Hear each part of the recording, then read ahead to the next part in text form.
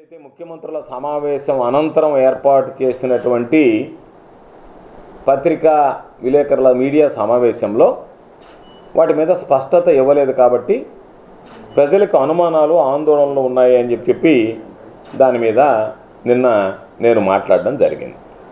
దానికి సంబంధించి వివరణ ఇవ్వచ్చు. ఇప్పుడున్న కాస్త స్థాయి స్తోమత శక్తి కలిగినటువంటి వాడి మీద ఇప్పించుంటే బాగుండేది.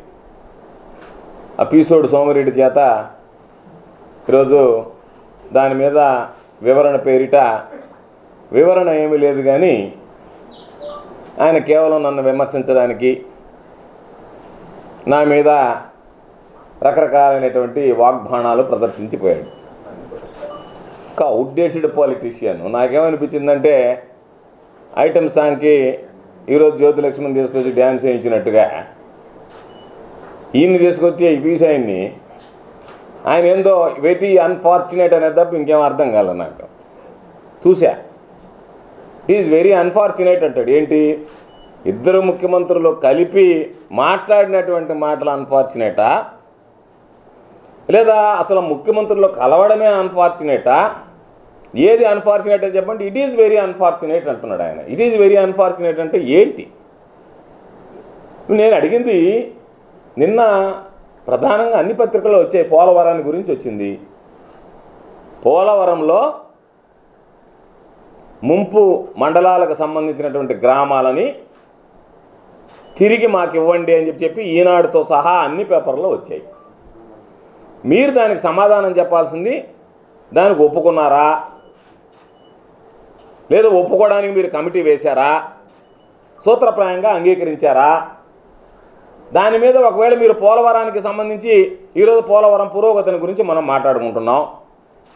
పోలవరం పురోగతిలో మేము ముందుకు వెళదాము, చర్చల్లో మరింతగా ప్రగతి సాధిద్దాము, ఉన్నటువంటి సమస్యలను పరిష్కరిద్దాము అని చెప్పి పోయినటువంటి మీరు ముంపు మండలాలకు సంబంధించినటువంటి గ్రామాలను వెనక్కి రావాలనేటువంటి డిమాండ్ వాళ్ళు తెచ్చిన వెంటనే చేసినటువంటి వాటిని నిరూపించడానికి సిద్ధంగా ఉన్నా.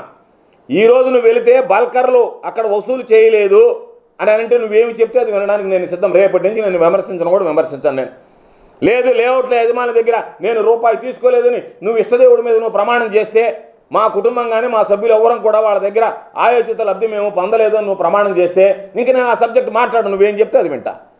నువ్వు ఆ పక్క యమకొట్టుడు కొడతా, దానికి సంబంధించినటువంటి దాంట్లో మాట్లాడితే నీకు కడుపు మండితే ఎట్లా?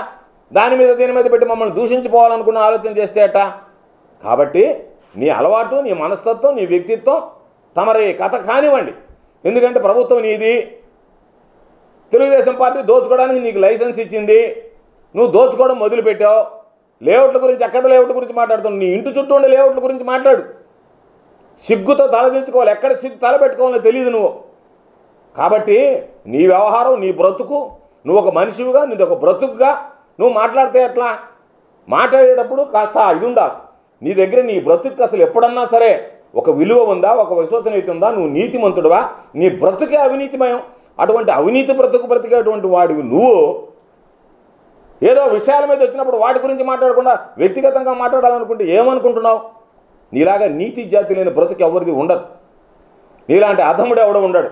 కాబట్టి నువ్వేమన్నా అనుకున్నావేమో నేను గెలిచానని. నీలాగా నీ ఉడత బెదిరింపులకో మరొకదానికో భయపడం. నువ్వు ఒళ్ళు దగ్గర పెట్టుకుని, నోరు దగ్గర పెట్టుకొని మాట్లాడితే మంచిదని హెచ్చరిస్తున్నాం. కాబట్టి నువ్వేదన్నా మా ప్రభుత్వం, నేను ఎమ్మెల్యే అని అనుకుంటున్నావు. నువ్వు ఎమ్మెల్యే అయినా, ప్రభుత్వం నీదైనా, నువ్వు మంత్రి అయినా, ఒకవేళ నువ్వు ముఖ్యమంత్రి స్థాయికి ఎదిగిన, ఎందుకంటే ఇప్పుడు అందరిని తిడుతున్నారంట నాకు మంత్రి లేదని చెప్పి. ఉదయం పూట రాత్రి పూట పాపం మందు కొట్టినప్పుడు చంద్రబాబుని, ఉదయం పూట మందు దిగినప్పుడు లోకేష్ని తిడుతున్నావంట. కాబట్టి రేపు నువ్వు పొగులు రాత్రి మందు కొట్టి ఇద్దరిని తిట్టినా, నువ్వు ఏ స్థాయిలో ఎదిగినా నువ్వేమీ చేయలేవు. కాబట్టి ఏదన్నా మాట్లాడేటప్పుడు కాస్త ముందు వెనక చూసి మాట్లాడు, ఒళ్ళు దగ్గర పెట్టుకొని, నోరు అదుపులో పెట్టుకొని మాట్లాడితే మంచిదని సోమిరెడ్డికి నేను హితవు చెప్తున్నా. అంటే సాక్షి పేపర్ అంటాడు. సాక్షి పేపర్ దీనికి సంబంధం ఏముంది? అదేమంటే రామోజీరావు చాలా మహానుభావుడు అంటాడు. ఇద్దరు ముఖ్యమంత్రులకి రామోజీరావుకి సంబంధం. రామోజీరావు మంచివాడే. రామోజీరావు చంక నువ్వు నాకితా మాకేమన్నా అభ్యంతరం అని చెప్పలే నేను.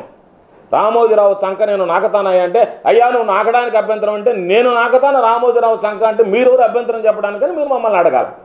నువ్వు రామోజీరావు చంక నాకినా, రామోజీరావు కొడుకు కిరణ్ చంక నాకినా మాకు వచ్చినటువంటి నష్టం ఏమిలే.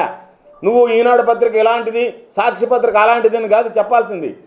జరిగినటువంటి విషయాల మీద నీ వివరణ ఏంది అనేటువంటిది అని చెప్తే బాగుండేది. లేదు వాటిని ఖండిస్తాడు అనుకుంటే ఇదిగో ఇది కాబట్టి ఇది నేను ఖండిస్తున్నా, ఇది జరగలేదు, మేము పోలవరం గురించి నిర్ణయం తీసుకోలేదని చెప్పేటువంటి స్థాయి, శక్తి, స్తోమత నీకు లేకపోయా. నువ్వు ఎంతసేపటికి ఖండన ఇవ్వడానికి వచ్చినటువంటి వాడివి నన్ను విమర్శించి రకరకాలుగా లేఅవుట్లకు సంబంధించి ఇంకొక దానికి సంబంధించి నేను నిన్ను అడుగుతున్నా. నీకు నీతి నిజాయితీ ఉంటే నువ్వు అనుకున్నటువంటి ఏ వాటి మీదైనా సరే విచారణకు నేను సిద్ధంగా ఉన్నా, ప్రభుత్వం ఇది ఉంది అని చెప్తున్నా. నెల్లూరు నగరంలో అనేక అపార్ట్మెంట్లు నిర్మించి అందరి మన్ననలు పొందిన ఈఎస్ఆర్ ఇన్ఫ్రా ప్రొడక్ట్స్ వారి మరో నూతన apartment Srikala park towers, Annamayya circle, Hanuman junction ఎదురుగా ఆంధ్రప్రదేశ్ రెరా అప్రూవల్ కలిగి అత్యాధునికంగా నిర్మించిన శ్రీకళా పార్క్ టవర్స్ అపార్ట్మెంట్ నందు 2 BHK ప్లాట్లు గృహ ప్రవేశానికి సిద్ధంగా ఉన్నవి. కేవలం 2 లక్షలు కట్టి మీ ప్లాట్ రిజిస్ట్రేషన్ చేసుకోండి. SBI అప్రూవల్ కలిగిన అపార్ట్మెంట్. మా ప్రత్యేకతలు మోడర్న్ ఎలివేషన్, విశాలమైన common area, 100% vastu, generator backup, solar fencing, bank loan సదుపాయం కలదు. బుకింగ్స్ కొరకు సంప్రదించండి. Srikala park towers, Annamayya circle, Hanuman junction ఎదురుగా, నెల్లూరు. ఫోన్ 9849048821 90061655.